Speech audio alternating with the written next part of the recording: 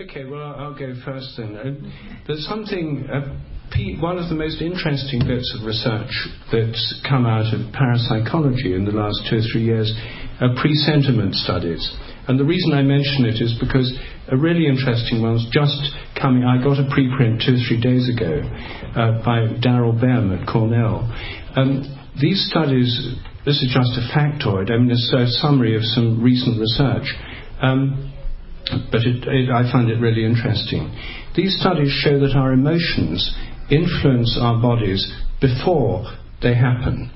And the basic experiment, which was done by Dean Radin at Noetic Sciences in California, is where you sit in front of a computer screen, you have electrodes on your fingers to measure emotional arousal. And then, 10 seconds after the trial begins, a picture appears on the screen. And most of the pictures are neutral, but some of them are hardcore pornography, and some of them are scenes of extreme violence. Now, when you see those, most people have an emotional arousal. You can't avoid it. That's standard psychology, and this is a standard psychology experiment. What's interesting is that the emotional arousal begins about 5 seconds before the picture appears on the screen. And the picture is selected by the computer a millisecond before it appears on the screen. So before anyone in the world knows what picture will appear on the screen, you're beginning to get aroused. And this emotional arousal, in other words, once it leaks back in time, there's a movement back in time from emotional arousal. The future influences the past, or the present, about 5 seconds in advance. Darrell Bem's experiment doesn't even involve electrodes on the fingers. It's a new experiment where, in this one, I'm afraid most of these experiments involve hardcore pornography. His involves pornography too, because this is almost guaranteed to arouse people. I did the other one, the violent and the emotional one. I was a subject in one of these experiments, and I said to the experimenter afterwards, I didn't find the violent pictures very disturbing at all. And it turned out I had no emotional response to them. I think it's because I'm a biologist and have done dissections and things. The erotic ones, I have to say, did have a big effect. In my case, 6 seconds before they appeared.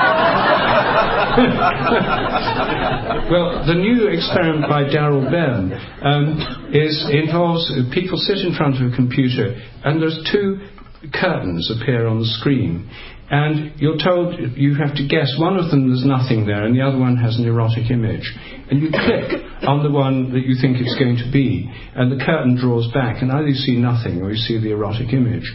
What the people who do the experiment don't know is that the decision as to which is going to show the image is made only after they've made the click. In other words, it's a precognition experiment or presentiment experiment.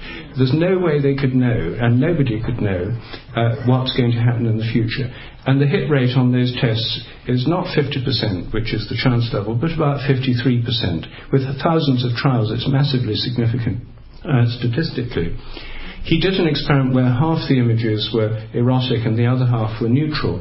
With the neutral images, there was no effect at all. It was only the emotionally arousing ones. So there's something about our minds. More and more people within this area of consciousness research are convinced that our minds, our consciousness is working backwards in time on the present. And that somehow our minds are ahead of the present. They're all to do with possibilities and what's going to happen in the future. And somehow the direction of ordinary causation is from the past to the present. But somehow conscious causation may involve causation from the future to the present. And the mind and body may not be related in the sense of the mind's inside, the body's outside, and the world's outside. It may be more a relationship of the body is conditioned by the past, the mind by the future, and the present as we experience it is a kind of coming together of influences from the future through the mind and from the past through the body.